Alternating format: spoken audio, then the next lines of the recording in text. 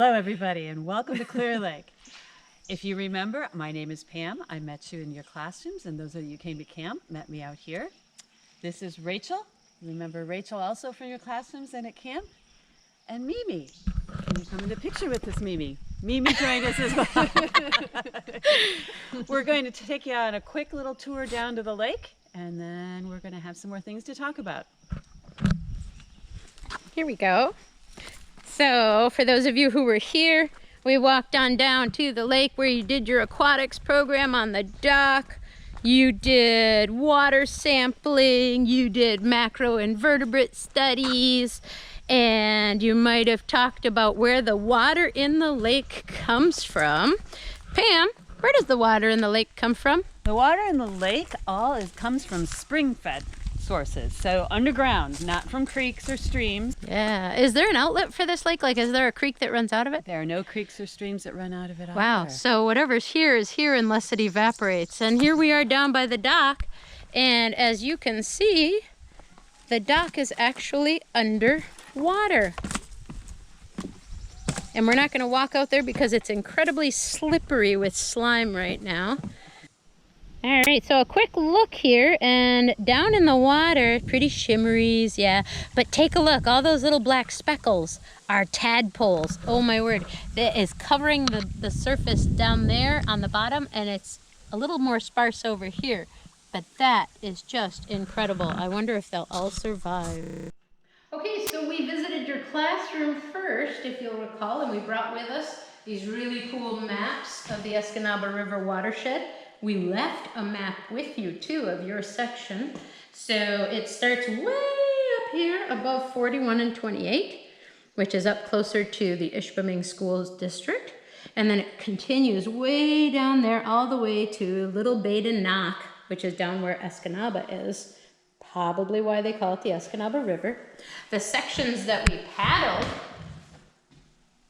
are from Humboldt, that area there, to the Lake Lowry Road. That's section 1. Section 2 was from County Road CH to County Road CG, and those are all real close to the Aspen Ridge Middle School. The next section we did was down here from the Cataract Falls down to the water treatment ponds, which was Powerline Lane. And then we did a really long, beautiful section from Powerline Lane all the way to this State Forest boat launch. And that was around the Gwynn Middle School area. The next section we did started at the State Forest Campground and went all the way to Boney Falls Basin. And that's close to the Mid-Penn schools.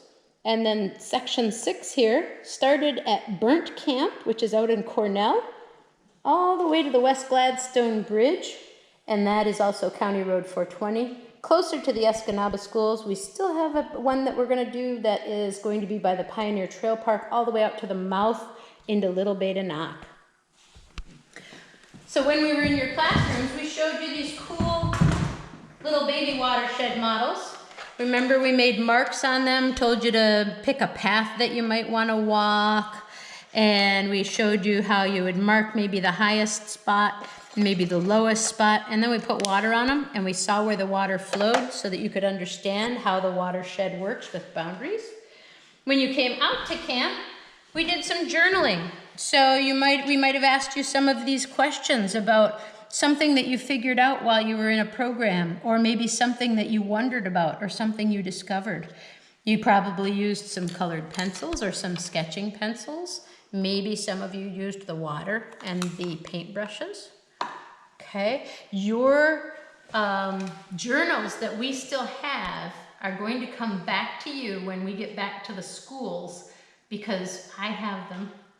And I've been scanning some of the great pictures that you did to share with the NOAA B-WET people who granted us the funds for this. The next thing we're going to talk about is the frog program that some of you participated in while you were at camp.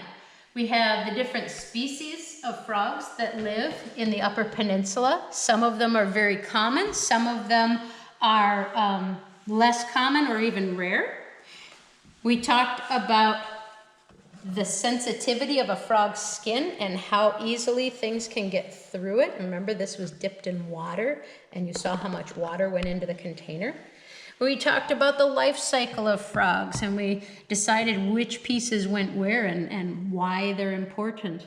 And as you can see under here, there is a pond that the little froggies lived in. Remember the different circumstances and scenarios that you were given, and you decided which frogs might survive it or how they might be impacted. So as Mimi mentioned, when we walked down to the lake, we did a lot of work down at the water looking for macroinvertebrates and identifying them. And then we did water testing and we compared results. And as we found at the lake, they fit together pretty well because our macroinvertebrates are bioindicators.